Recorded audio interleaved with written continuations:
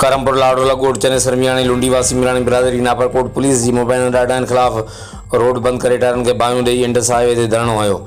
ميراڻي برادري जे मुज़ाहिरीन एहतिजाज कंदे दाईंदे नापरकोट पुलिस ते इल्ज़ाम हयो त नापरकोट पुलिस सां गॾु गश्त कंदड़ प्राइवेट माण्हुनि असांजे नौजवान कौड़ो पुट अलीगुल मीराणी खे बिला जवाज़ खंबे गुम करे छॾियो आहे। मुज़ाहिरीन नापरकोट पुलिस ऐं हुन जे प्राइवेट छाड़तनि ख़िलाफ़ नारेबाज़ी कंदे चयो त जेसिताईं असांजो माण्हू न मिलंदो रोड ते धरणो जारी रहंदो। धरणे सबबि रोड जे ॿिन्ही पासनि खां मुसाफ़िर गाॾियुनि जूं डिघियूं कतारूं लॻी वियूं। कैमरामैन ज़मीर हुसैन चाचड़ा सां गॾु जावेद उस्मान बिजाणी, DT न्यूज़, करमपुर।